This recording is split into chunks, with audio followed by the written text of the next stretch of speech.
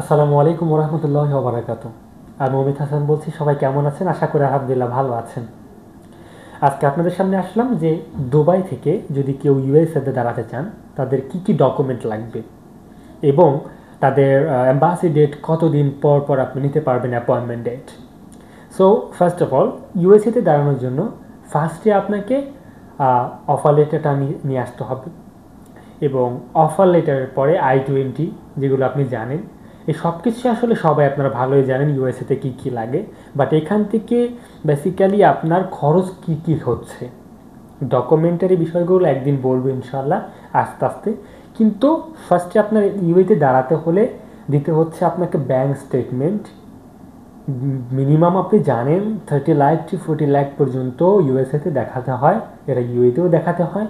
And then আপনাকে সিভিএসপি দিতে হবে। সিভিএসপিটা $380 মতো। অ্যান্ড দেন এম্বাসি অ্যাপয়েন্টমেন্ট ফিজ, যেটাকে আপনি জানেন, সেটা প্রায় $185-80 লাগে। সো সিভিএসপি আর হচ্ছে এম্বাসি ফি দিয়ে আর ব্যাঙ্ক স্টেটমেন্টটা দেখিয়ে আপনি ইউএস এম্বাসিতে দাঁড়াতে পারবেন।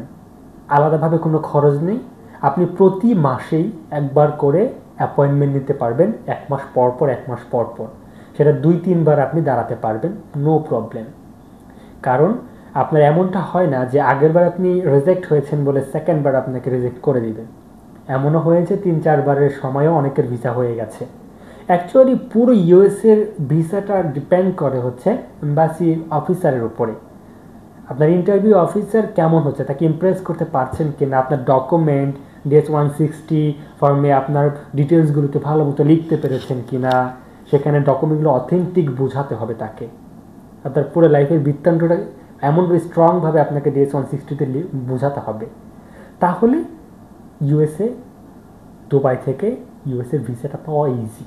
আমরা লাস্ট কিছু স্টুডেন্টকে দেখেছি যে তারা এখান থেকে মুভ করেছে ইউএর কিছু ইনস্টিটিউট, কিছু ইউনিভার্সিটিতে ওরা গিয়েছে। সো ওদের তেমন কিছুই লাগেনি, সিভিএসপি, ব্যাঙ্ক স্টেটমেন্ট আর আপনার এম্বাসি ফি দিয়ে ওরা কিন্তু দাঁড়িয়ে গেছে। ওদের DS-160 যে ফর্মটা আছে সেটা ওরা সুন্দর করে প্রস্তুত করে ওরা দাঁড়িয়েছে এবং প্লাস ওদের স্মার্ট স্ট্রংভাবে কোশ্চেন উত্তরগুলো ওরা দিয়েছে। কারণ আপনার কনফিডেন্স না থাকলে আপনি দাঁড়াবেন না। কারণ কনফিডেন্স না থাকলে ইউএসএতে না দাঁড়ানোটাই বেটার।